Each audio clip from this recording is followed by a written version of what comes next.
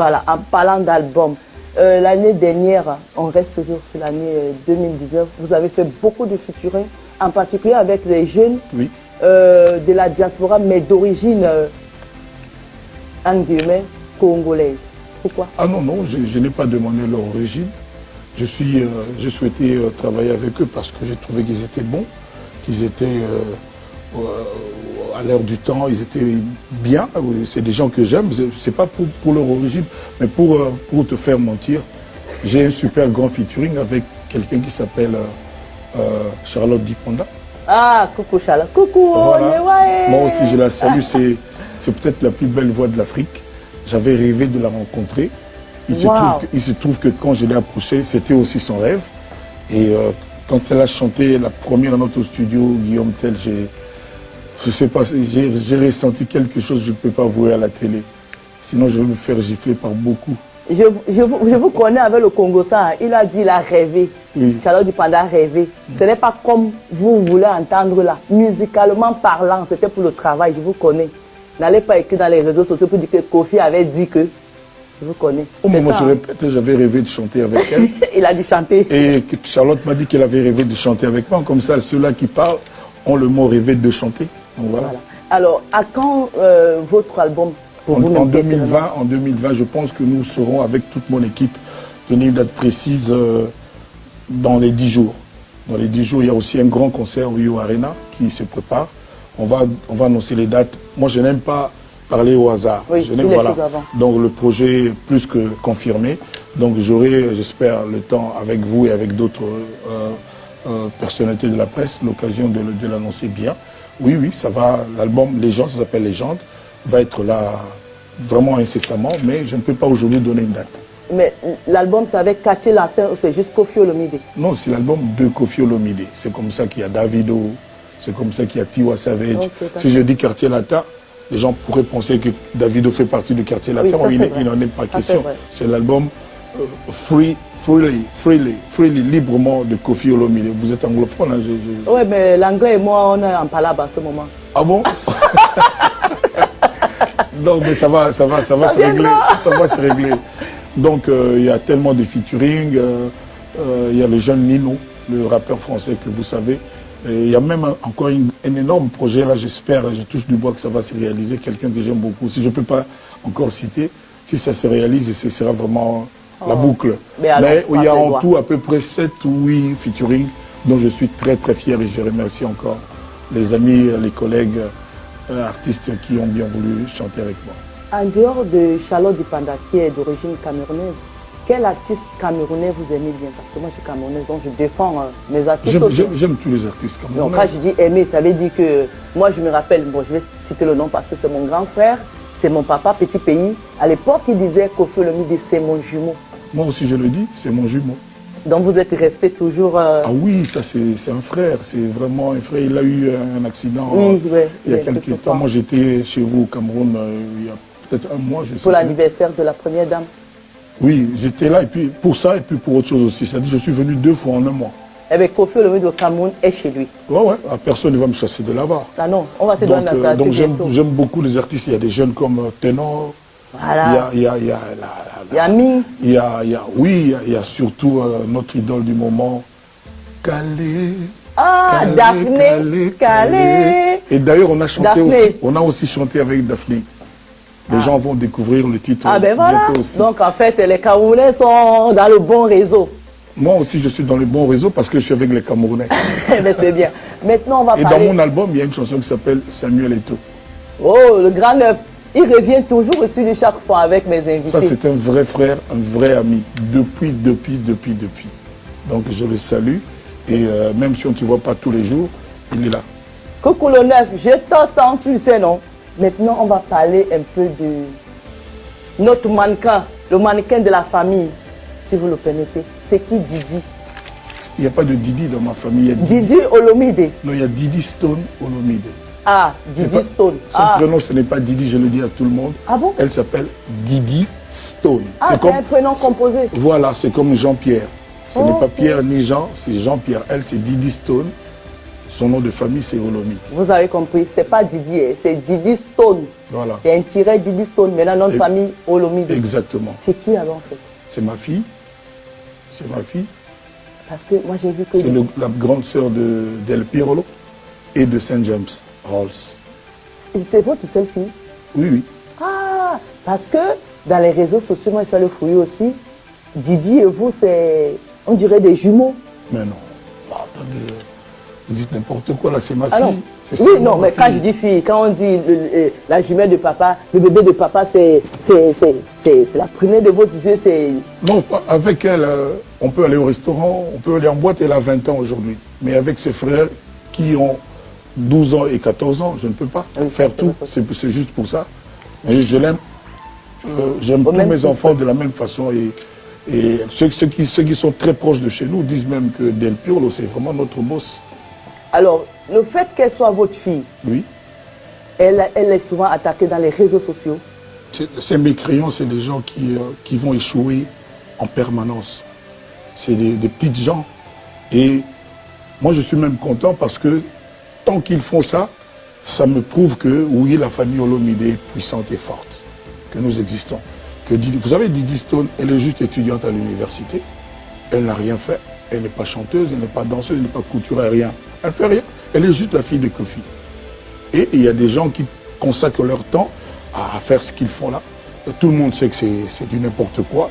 Donc moi, je leur demande de continuer vraiment, de trouver encore des trucs.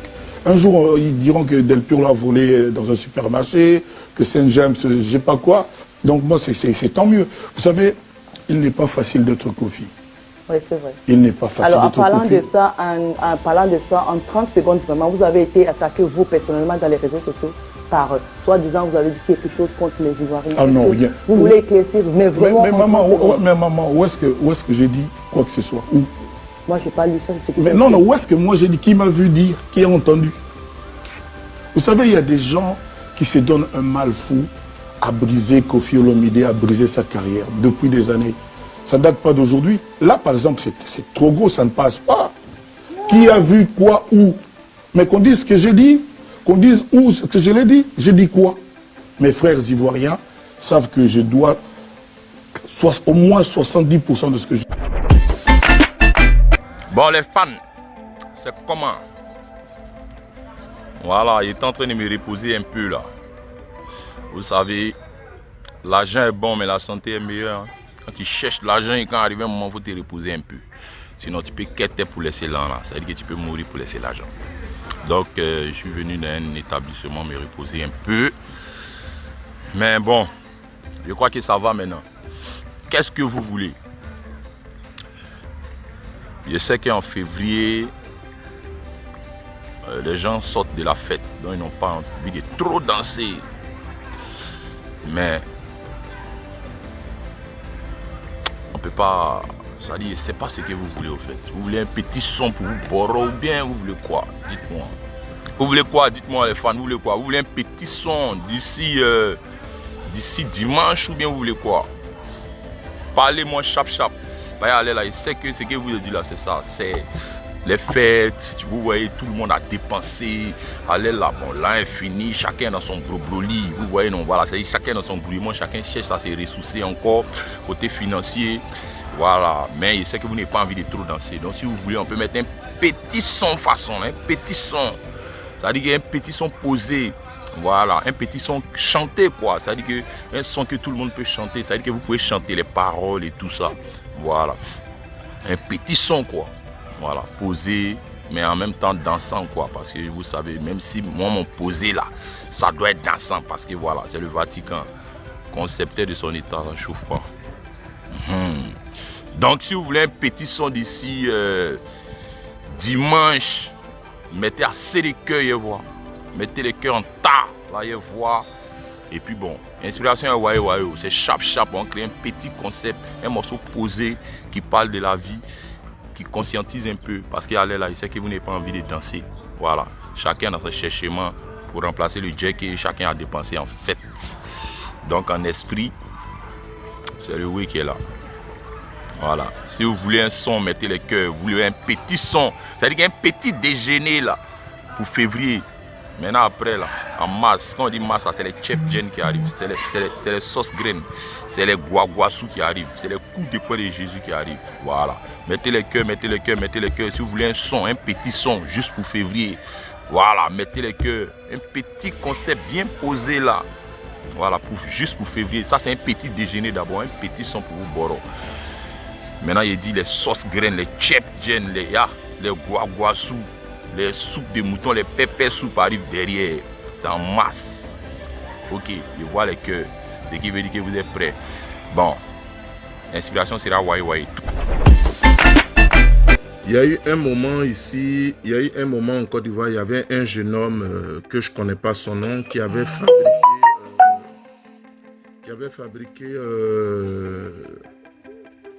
une machine pour électrifier son village quelque part, je pense que vers l'ouest là-bas, et qui avait demandé l'aide de l'État, qui avait vraiment demandé l'aide de l'État pour qu'on essaie de l'aider pour qu'il puisse électrifier la région, chose qui était bénéfique pour les Ivoiriens. Ce monsieur n'a jamais eu de soutien, n'est jamais passé à la RTI. Un instant, s'il vous plaît.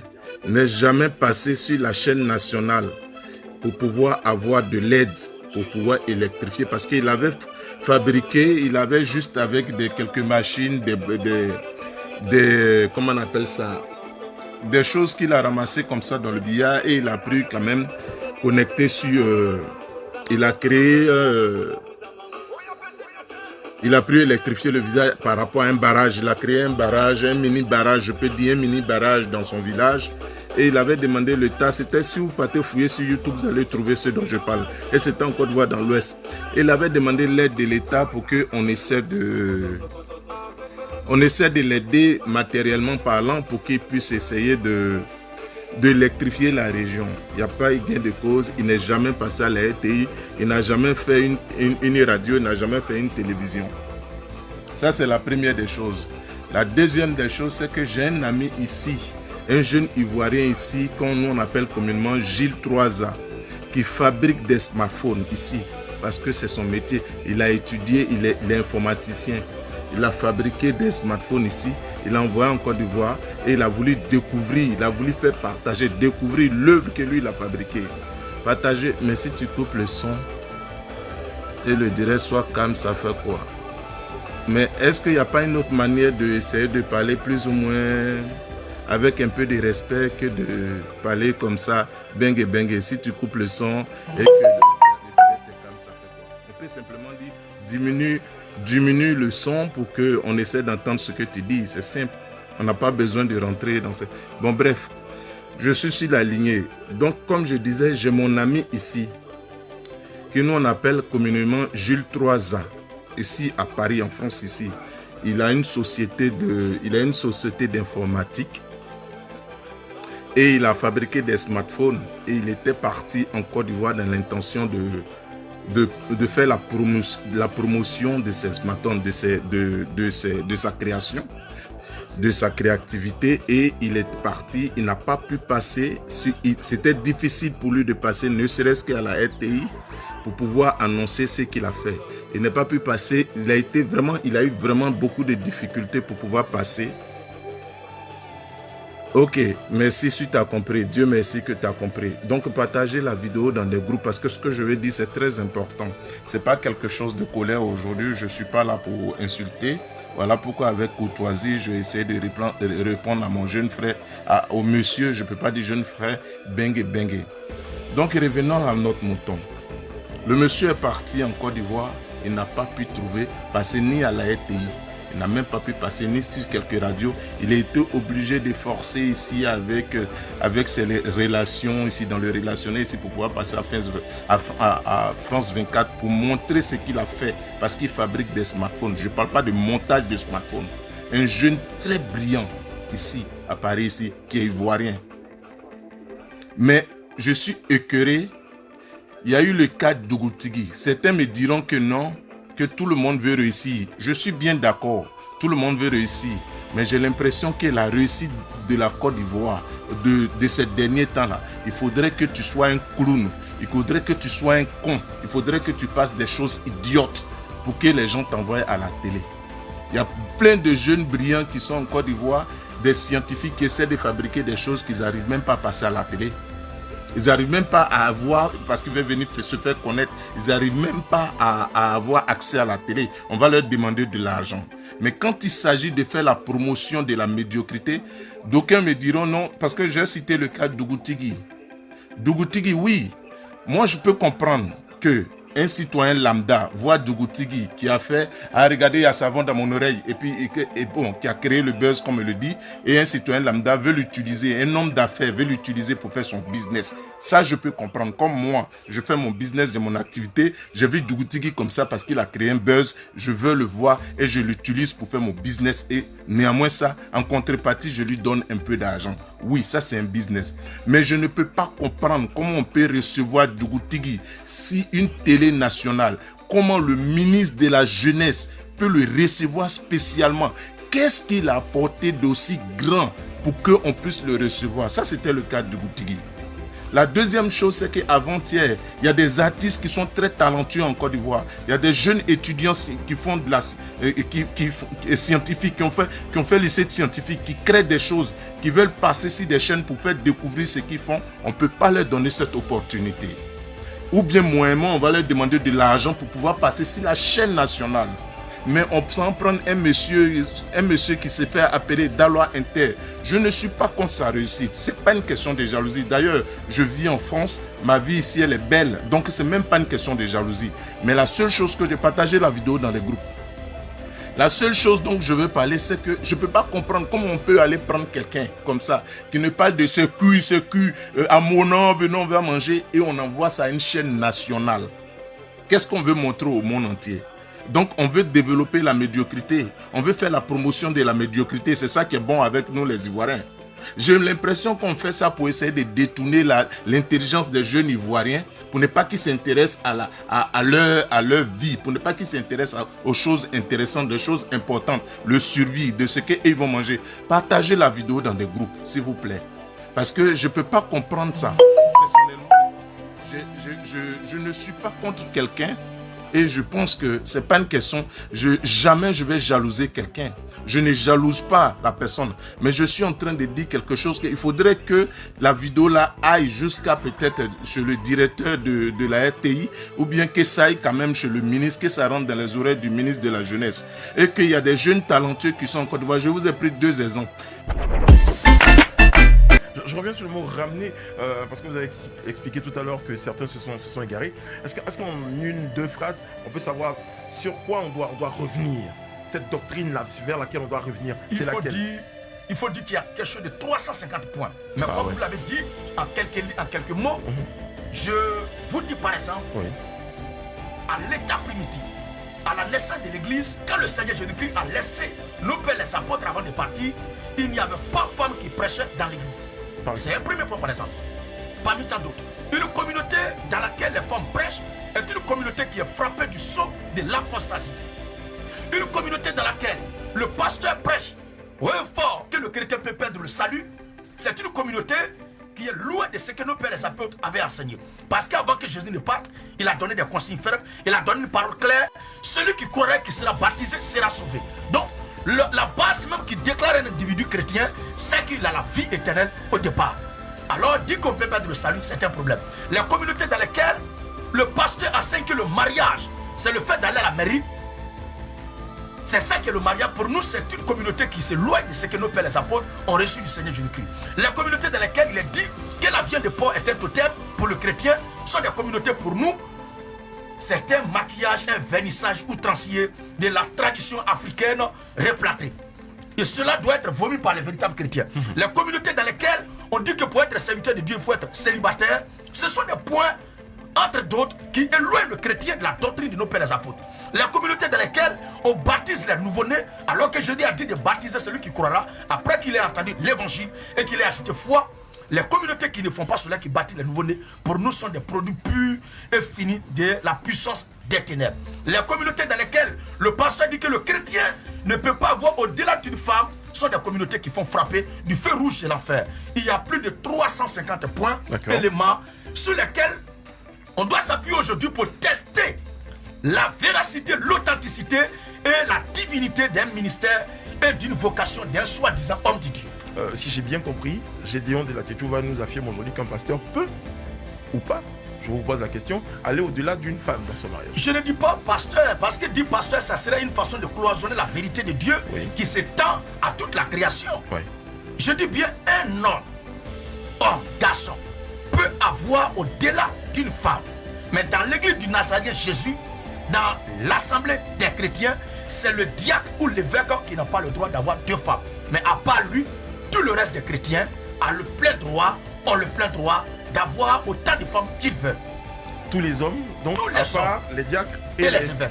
C'est les seuls qui... Permettez que nous lisions ce passage-là, si vous voulez bien sûr. 1 Timothée 3 premiers. Oui. Cette parole est certaine. Cette parole est certaine. Si quelqu'un aspire à la charge d'évêque. Si quelqu'un, il n'a pas dit si quelqu'un veut être chrétien. Or, le critère sur lequel Dieu se bat pour sauver le croyant, c'est la foi. Celui qui a la foi en Jésus-Christ, Dieu le sauve. Il n'a pas dit Dieu a tant aimé le monde qu'il a donné son Fils unique, afin que quiconque a une seule femme ait la vie éternelle. Mais crois en Jésus-Christ et tu as la vie éternelle telle que tu es.